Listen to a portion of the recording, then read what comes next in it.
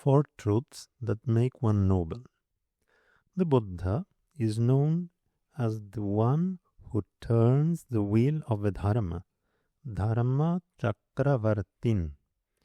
A wheel turner, chakravartin, is a person who, thanks to an immense amount of positive karma, is born as an emperor who grows up and has a vision of a golden, silver, or copper wheel. The wheel starts turning, and the emperor follows it. If it is a golden wheel, all the people that it reaches spontaneously become subjects of the emperor. While if it is a silver or copper wheel, some degree of force needs to be applied for that same purpose. This is based on certain principles of Buddhist cosmology, of the workings of karma, and is a fundamental metaphor used to describe the activities of a Buddha. Such special emperors are born with unique features of their body, and bodhisattvas in their last birth share those marks. The bodhisattva, however, relinquishes any worldly ambition of conquest and kingship and sets forth to become a Buddha. So they have an outer body which is rather similar. They have similar characteristic features of the hair, nose, eyes, etc., etc. But their destiny is rather different. A Buddha is someone whose mind stream is free from all obscurations and thus is both liberated from birth and death and omniscient. These qualities, the highest qualities that ever could come about, make it possible for someone to turn the wheel of dharma, teaching the path to freedom from suffering to gods and men. So this is the difference between a Buddha and anyone else. A Buddha is not only liberated, he also knows everything. His awareness is all-pervasive. And this allows a Buddha to set into motion the wheel of dharma, to teach the dharma in a specific world sphere, in a specific universe, when the dharma is not available. Thus, the first teaching of a Buddha is called the turning of the wheel of dharma, dharma chakra pravartana, and consists in 4 truths, through which reality is faced for what it is, so as to tread on a path towards complete freedom. The 4 truths are called truths of the noble ones, Arya Satya, Arya Satyani in the plural. You might have heard them called 4 noble truths, but this translation is a little bit more precise. Arya is someone who has directly seen those truths as true. The truths are true for everyone, but ordinary people fail to recognize them as such, and thus wander aimlessly from one suffering to the next. The 4 truths are the truth of suffering, dukkha satya, the truth of the arising of suffering, samudaya satya, the truth of a cessation of suffering, nirodha satya, and the truth of the path, marga satya. Dukkha satya, the truth of suffering, means that the continuity of births and deaths is of the nature of suffering. It is painful and not satisfactory. It is not a situation of ease. It's important to see this in the context of continued birth and death, karma and rebirth, since when reflections on the nature of suffering are presented, this is really the context. It is so because everything within samsara is affected by the 3 types of suffering. The suffering of suffering dukkha dukkata, the suffering of change, viparinama dukkata, and the suffering of assembled factors, samskara dukkata.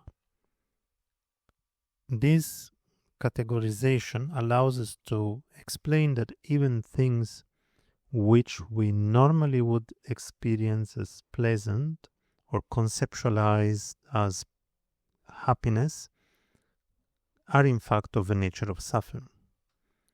The first consists in unpleasant, painful experiences such as burning one's hand. The second consists in how pleasant, happy experiences are bound to end due to their impermanence. The third is the very nature of things that arise due to causes and conditions that are impermanent and bound to sustain the emergence of the first two types of suffering.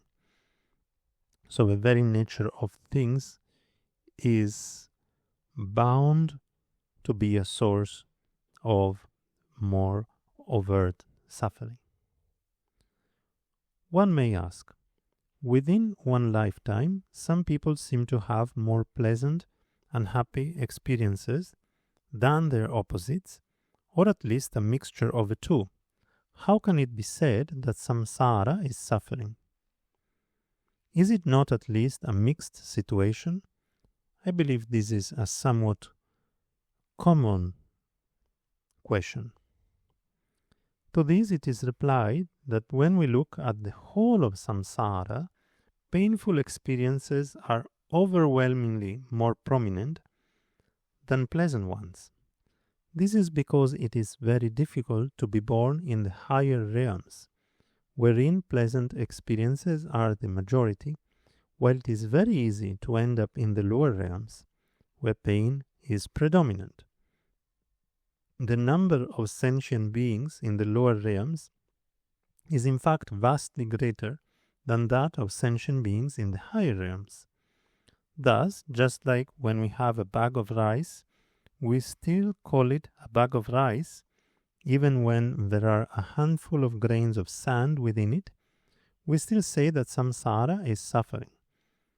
This is why earlier on I mentioned that it is important to recognize the context of speaking about samsara being suffering. It takes into account many rebirths. There's also another solution. Other masters say that actually there is no pleasant experience. What we conceptualize as a pleasant experience is actually a form of relative respite brought about by the change of an unpleasant experience. So we are having an unpleasant experience, we move towards another experience, and this first unpleasant experience becomes weaker. We experience that respite as pleasure. For example, when we feel very warm, entering cool water feels pleasant, but after a while, that coolness feels unpleasant, and going back to the warmth of the sun feels pleasant. Both experiences are in fact of the nature of suffering, and what we conceptualize as pleasure is in fact the attenuation of a specific type of suffering, while a different one has not yet fully manifested. No condition within samsara is one of actual genuine ease. So this is the second solution. This solution is presented perhaps even more often in a lot of contemporary literature which introduces Buddhist ideas, but I believe that the first solution might have been more common. The first truth is like the diagnosis of an illness. So the four truths have a kind of medical analogy, and when it comes to the truth of suffering, this is like recognizing that there is an illness. Samudaya Satya, the truth of the arising of suffering, refers to what suffering originates from.